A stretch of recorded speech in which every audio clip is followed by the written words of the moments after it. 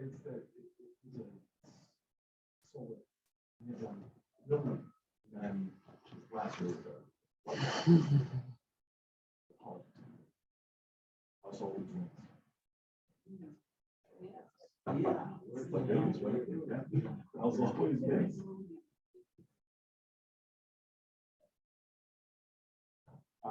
yeah, are we? Yeah, come on. Kip, are we, I saw the email from Tracy. Yeah, but we're okay without her too. Cool. Okay, so I'm going to, Kip, tell me whenever you're ready and I'll start recording. I'm ready. Awesome. Let's begin. Alrighty. Welcome, everyone. My name is Tyler Richards Hughes, and I am chair of the Policy and Funding Committee of the City of San Diego Commission for Arts and Culture. We're going to do a quick roll call to confirm commissioner attendance. When I call your name, please say present. Dr. Alberto Pulido. Thank you. Commissioner Tracy DeZenzo is out. Commissioner Kamal Martin. Thank you. Commissioner Leanne Kim is out. Commissioner Ann Bossler, Chair Ann Bossler, is sick today. Commissioner Abe Hughes. Present. Thank you all for joining us. Your attendance has been noted. I'm also joining us today is city staff, including Chief of Civic Arts Strategy, Christine Jones, Senior Arts and Culture Funding Manager, Kip Eischen, and Arts and Culture Project Manager, Gabrielle Romberger. Thank you all for being here today. We're going to go to non-agenda public comment. The public was invited to submit comment on agenda and non-agenda items via web form accessible through the agenda and the Commission's website. Members of the public may also join this meeting in person or as webinar attendees. If members of the public have submitted comments in writing via the web form, staff will read aloud public comments submitted per city public comment protocol. I'm going to call on Kip to read aloud any non-agenda public comment or to call on any attendees who would like to provide a comment at this time. No non-agenda public comment was submitted and no members of the public are present. Great, thank you very much. Moving right along, going to go to the chair's report. First item of business is approval of the committee minutes from the 15th of December. This was the meeting where we covered all of the granting approval of recommendations for the impact category. That was a really great conversation. Thank you again for that. I hope everyone had time to review those minutes from the 15th. Would anyone like to make a motion to approve the minutes as they are? So moved. Thank you, Commissioner Hughes. Anyone would like to second? Second. Thank you, Commissioner Martin. We have a first and second. Is there any discussion? No, I'm going to call the question. Kip, any public comment? No public comment and no members are present. Great, thank you. All right, I'm going to call the question. When I call your name, please respond out loud with yay, nay, or abstain. And remember, you don't need to have been present to vote, but I think we're all there. Commissioner Dr. Alberto Pulido. Thank you. Commissioner Kamal Martin. Yay. And Commissioner Abe Hughes. Yay. Thank you. And my vote is also a yay. Great. Next item is the slate of commission advisory panelist candidates to evaluate proposals submitted in response to FY25 for Organizational Support Program, the OSP, and Creative Community San Diego, CCSD. All right, Kip, would you please take the learnings and let us know about these advisory panelist candidates? Sure. And before before we jump into that, for those of us new to the committee, just a little high level. Okay, what exactly do we expect of them? What is this for? All that kind of stuff. Sure. Yeah, I'll go into that. But before I do, I just want to note that Commissioner DeZenzo has joined via Zoom. Excellent. Thank you for joining us, Commissioner DeZenzo. And if you'd like to vote on the minutes, you can record your vote as well, please. Okay. Tracy, would you like to vote on the December 8th minutes? Yeah, yay, I'm good. Sorry, I'm a little tiny bit late.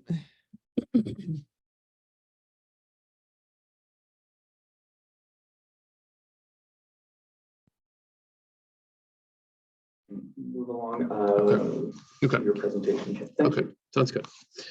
So to answer your question at a high level, before I go a little bit into the staff report, the Commission for Arts and Culture can form commission advisory panels that help to review the applications for the Organizational Support Program and Creative Community San Diego. These are arts and culture practitioners in North America, California, the United States, Canada, Baja, Mexico as well, that are convened into groupings that review groups of applications for one of the two funding categories. Every year we put together panels and we seek to match panelists' expertise and perspective and diversity with the kinds of applications that we have going to the Part 2 panel review.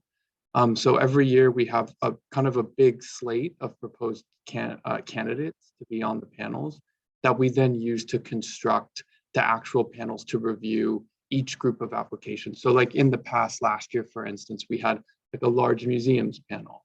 We've had a theaters panel. We've had a community festivals and parades panel. So they always change the panels themselves, depending on who's going to Part 2 and what the proposed projects are. But we seek to match the expertise of these panelists to the applications that are going to be reviewed by the panels. As a reminder, what comes out of the panels is a score, or what we call a rank. And the rank is one of two determining factors that we use in our algorithm to calculate the award. So the panel is going to have a two-process or a two-pronged effect. You have to get a score over a certain threshold in order to be funded. So the panel score determines who actually is deemed qualified for funding.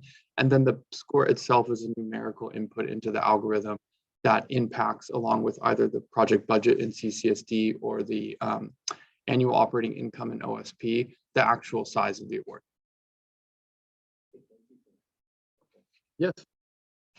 So what you've seen in your staff report today is our proposed slate of panelist candidates. These panels will be convened in March, and we will convene these panels using the candidate slate that we've put before you today. Included in this slate are submissions from fiscal year 2025. This was a call for panelist nominations that either through self-nominations or external third-party nominations to serve on our panels. We kept this open approximately from July until December 11th. Thank you for your efforts to help to publicize this call for panelists. So many of you have such deep networks into the community, so we really appreciate that work in creating this panelist slate. And we asked questions of the panelists who filled out a web form application that was on our website and highly publicized through our social media channels, emails, and newsletters. It asked about their bio, it asked where they're located, it asked about some diversity and identifier descriptive information about these folks. And they are all arts and culture practitioners or operating in the space of arts and culture in North America. What you're seeing is the names and the bios. We've collected some other information too about what their areas of expertise are, what their email address is, what their phone number is, so we can get in touch with them. But as is customary, we're presenting you with the names, the bios for your review. We had about 60 qualified submissions to this year's application. So again, thank you for your efforts, and thank you to everyone who helped push this out on the staff and on the commission as well. And also included here are applicants from previous years. In the past, there had been a practice of using panelist candidates for 3 years. We are advising that we now continue to include qualified panelists on our qualified list longer, so that qualified panelists with expertise can continue to be reached out to and called upon if their expertise is relevant to the Part 2 application, and they can remain in our panel pool. So that's included in this packet for you today. We have pre-screened the nominees to prevent conflicts of interest. In the event that any panelist is actually assigned to a panel, we collect conflict of interest forms. We ask them to reconfirm the conflict of interest information that they put into their application. And our staff recommendation to you today is to advise the City of San Diego Commission for Arts and Culture to recommend this slate of commission advisory panelists to evaluate proposals submitted in response to the fiscal year 2025 OSP and CCSD applications.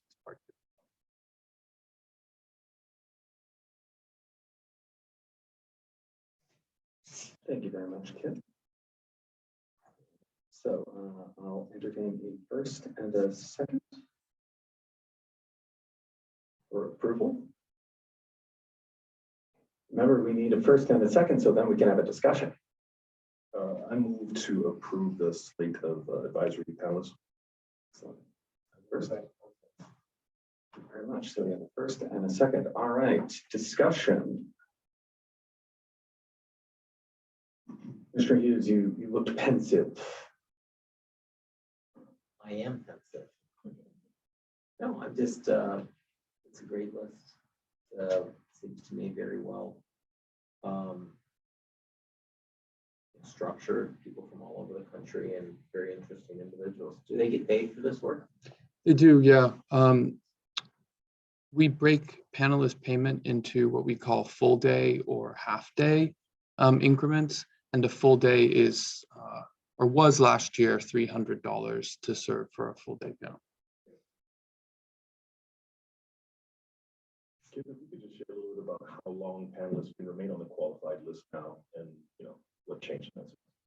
Yeah, we're included on the qualified list that you're seeing now goes back to fiscal year 2021, prior to which there were some extensive efforts to conduct some more panelist recruitment. Going forward, we'll make a recommendation, but our recommendation is that some of those qualified panelists from that fiscal year may indeed serve in the next year, and that this list is perhaps no longer time bound in the same way it was last year, and that we can continue to cultivate new voices on this list while being able to rely upon seasoned expertise that's worked in the past. Thanks for that. At a glance, do you happen to have like a ballpark figure as to how many folks are absolutely new on the list right now and how many are returnees of any kind? So 60 of the folks on this list, the first 60 are FY25 applicants. Probably about 20% of that 60 are people who would have been on this list anyway because they applied last year or the year before and then reapplied again. So I would say there's probably about 30 to 40 truly new participants on this list.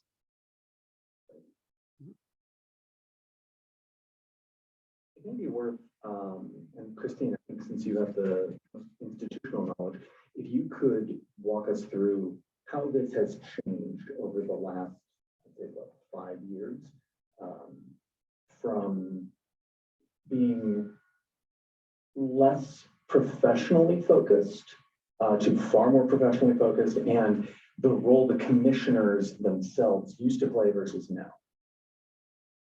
Sure, happy to. So I don't know, it was a number of years ago, I can't even recall at this point, maybe it was 6, 7 years ago. Commissioners used to actually serve as advisors on these panels. And what we have found over time in looking at our peer agencies across the country is having panels of experts, with expertise in different areas, whether it's DEI, whether it's particular skill sets, different types of disciplines. It really is beneficial to the evaluation process. And so what we found is that, the commission's role has changed into identifying a candidate pool and approving that, as well as reviewing their work. So what will happen later this spring is you'll be, receiving all the ranks that are presented or come out of those panel discussions. And then you'll be evaluating those to ensure that that was a fair and transparent process did occur. And then any commissioners are welcome to attend any of the panel evaluations to observe and see how it's done. Thank you for that. And Kip, do we have the dates for the panel meetings? Yeah, they are publicized. It's, I think, March 11th through the 25th that we are tentatively blocked off as the time to conduct those panels. Once it's finalized, we'll of course let you all know in case you are interested in participating as an observer. Thank you very much. Any other questions from the commissioners? Is there any possibility of ever increasing the compensation for panelists? And how do we rank with similar agencies nationally? Yeah, we actually doubled our fees for panelists last year after doing a national comparison to some sister agencies in both larger and smaller cities. Our plan is to continue with that augmented payment amount this year, but we review it and consider it, every year before we go into panel. Who pays the most? New York City. Yeah. 500? Yeah. It's like 550, I think.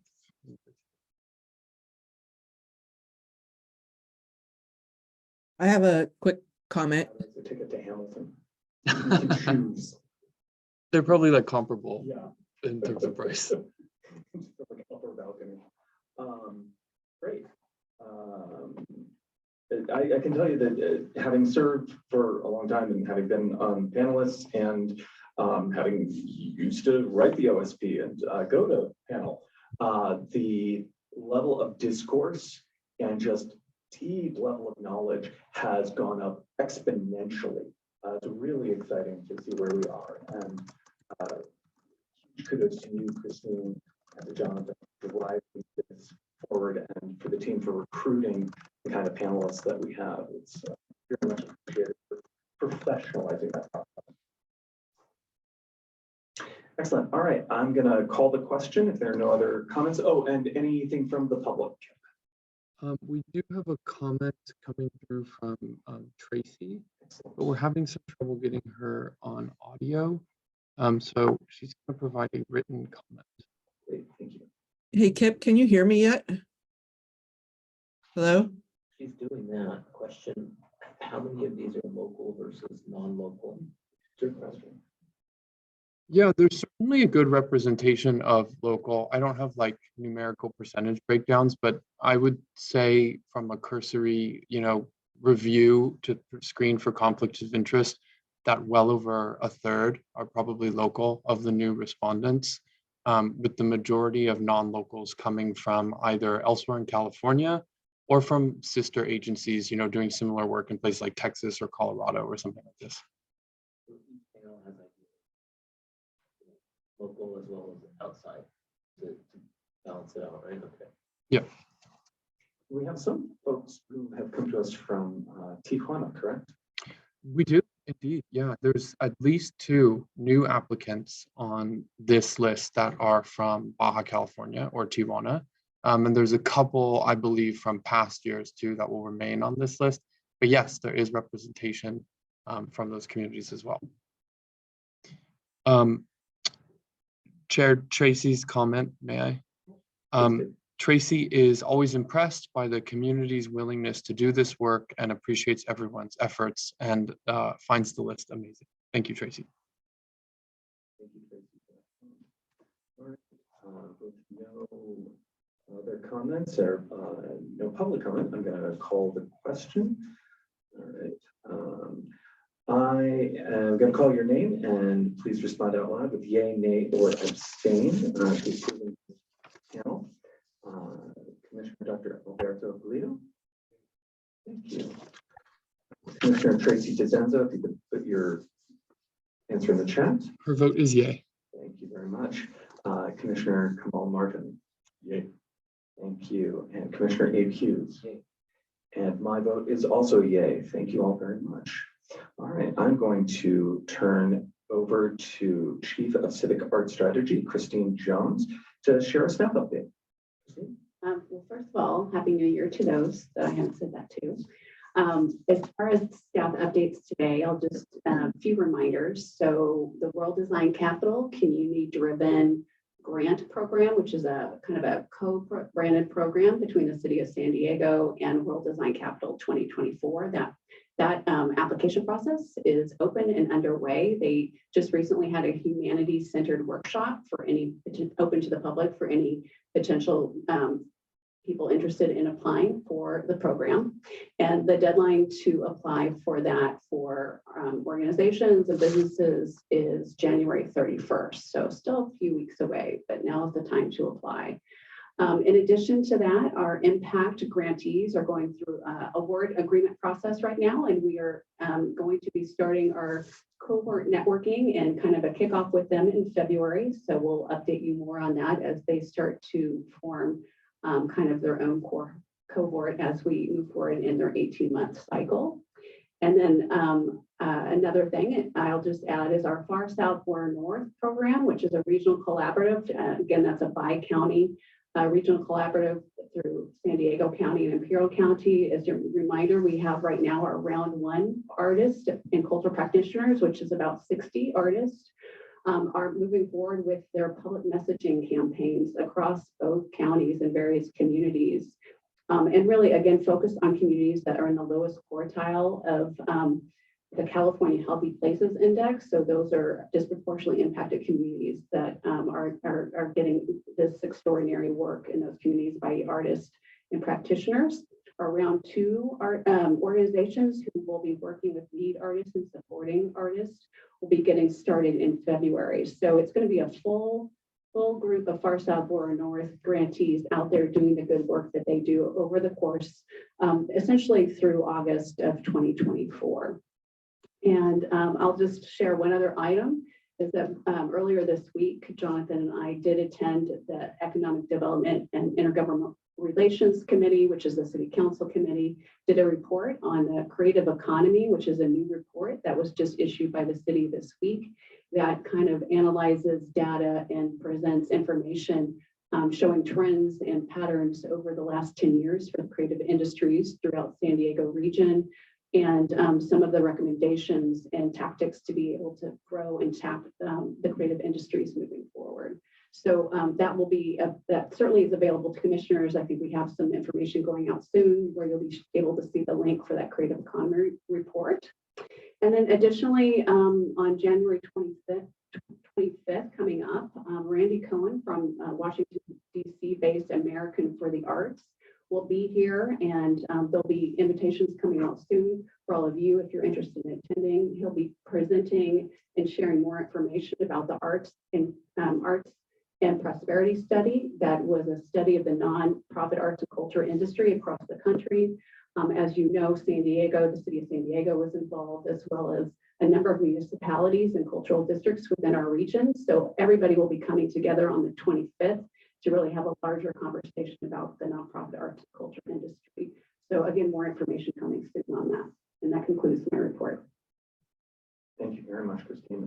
Excited to read the creative economy study and see that. And that might be something worth reviewing here as we look forward to any kind of changes that come out of any of the recommendations that come out of the cultural plan for changes on how we can fund to help impact that creative economy. So I am excited to take a look and further discussions here. And then, yeah, if you've never gone to one of these Americans for the Arts study presentations, it's really exciting. It's well worth attending.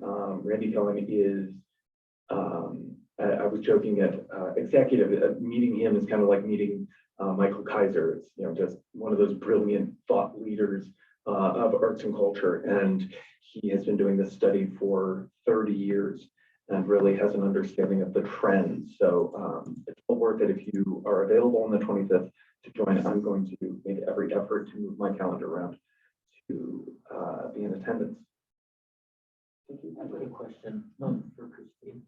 On the WDC granting, can you just remind us the amount that's going to be granted? And then what role does the city have in those panels, I guess, they're in the process that's being utilized? And if that's all kind of been thought and figured out at this point. So it's anticipated there's about $500,000 that's going to be issued through the grant process. There's different tiers as part of that as well. And of course, there's different areas that align with the overall kind of goals for WDC, you know, arts and culture being one of those, but there are many others, such as eco, you know, many different types of opportunities. There's a focus on youth and education in different ways. So there is money that will go specifically toward youth. It doesn't have to be like that category specifically, but has some kind of tie-in or benefit to youth in some way.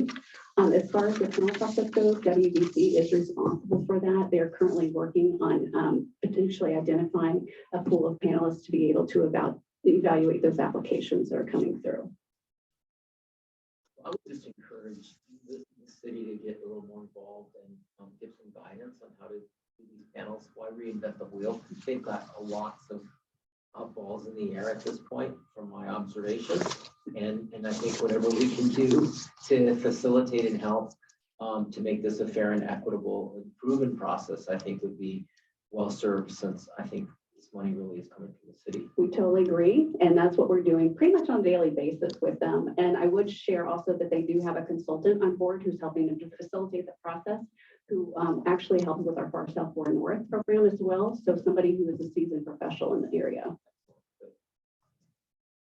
Just another point of information regarding the workshop. I actually attended on Wednesday, and the crowd was much larger than everybody kind of anticipated. And one of the things that I was encouraged by was the amount of attendees from Mexico who were there at the workshop as well. So I thought that was a positive thing. Also keep in mind, the funds can only be used within the city of San Diego. So.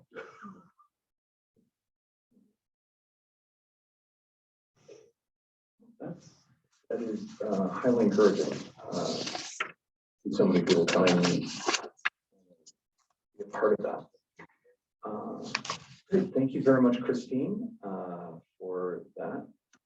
Any public comment, Kip? No. Great. Or any comments from Commissioner DeZenzo? No. Great.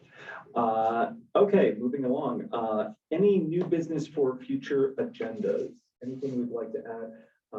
I personally would love for us to take some time to go through the AEP6 and the creative city, or the creative economy studies, just to, I think, discuss and review and see how there have been changes in our economy over the last several years. And this is the first creative economy study that really takes into consideration COVID, doesn't it? Or no, that the last one did, but this is sort of the trailing end. The first iteration of the creative economy study was 2019 data. So this does reflect, you know, post-pandemic data. So Great, that would be something I'd love to take a gander at. Anything else from the other commissioners that we'd like to add to future discussions? Nothing for future agendas. Just another quick clarifying question about the report. The report that you just referenced, the Creative Economies one, is the one that was done with City and Policy Innovation Center. yeah, so just to clarify, that was commissioned by the City of San Diego and with the San Diego Regional Policy and Innovation Center. So yes, they were the economy arm of that report.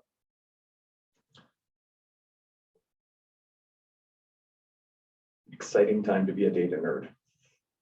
Great. All right. Well, with that, I will say thank you to everybody and adjourn this meeting. Have a lovely holiday weekend and take care. Thank you. And Gabrielle should have parking validations like